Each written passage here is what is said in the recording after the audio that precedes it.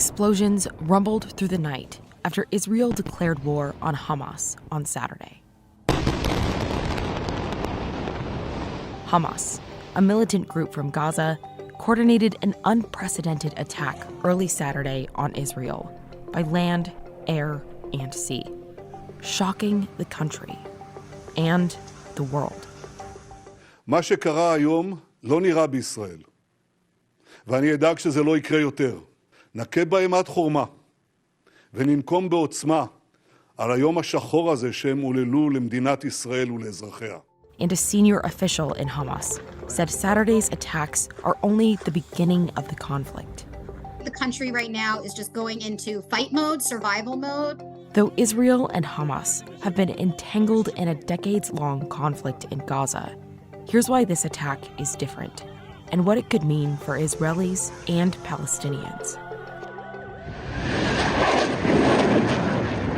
This has never happened. Israel has fought many wars against its Arab neighbors, but it has never experienced anything like this, where Palestinians have actually come into Israel proper and committed such widespread attacks.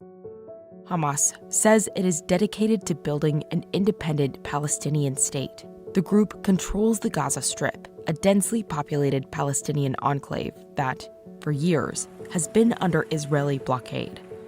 The last major conflict between Hamas and Israel was in 2021, in which more than 250 people in Gaza and 14 in Israel were killed.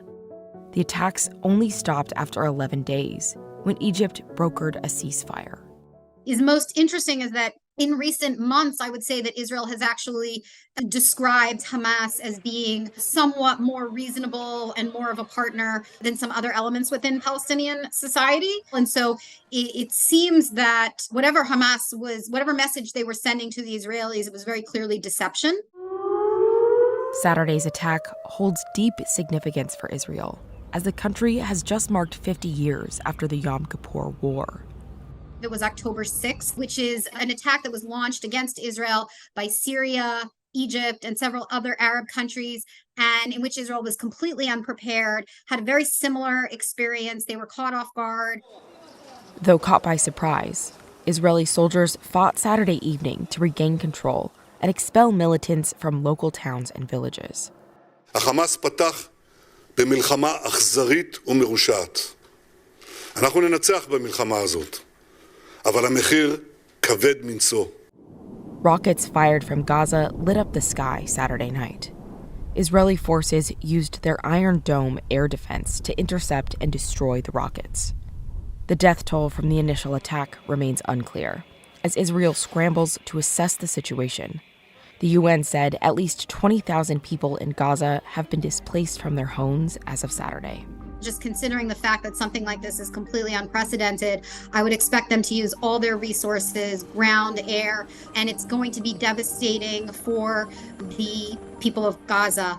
I don't see any other way that this could possibly go. There's going to be a lot of lost lives all across the board.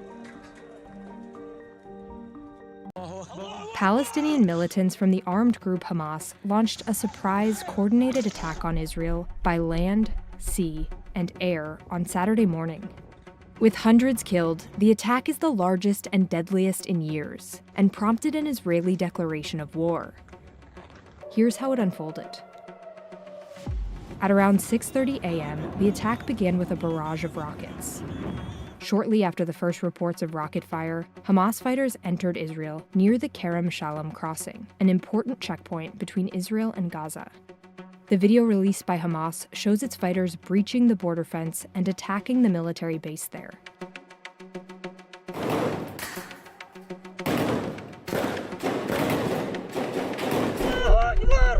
Around the same time, Hamas fighters also raided and captured Israel's Erez border crossing station.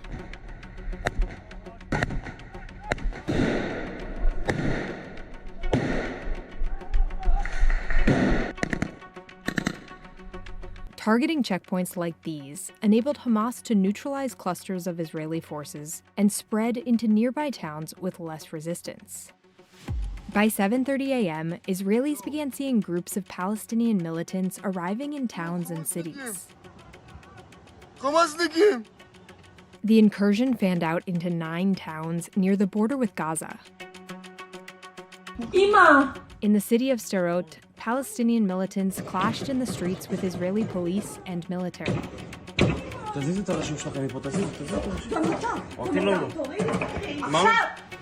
By late morning, Palestinian militants began destroying sections of the border barrier.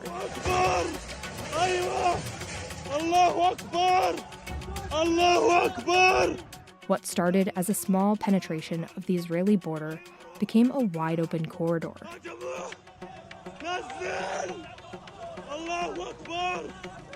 Soon, Palestinian militants began taking hostages in towns near the border with Gaza.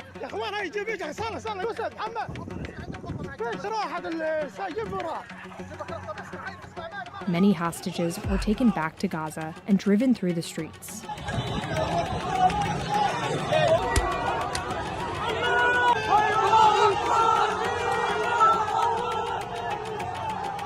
By the afternoon, at least 200 Israelis were killed and more than 1,000 injured, mainly civilians. Israeli jets launched retaliatory strikes in Gaza, killing and injuring similar numbers of Palestinians.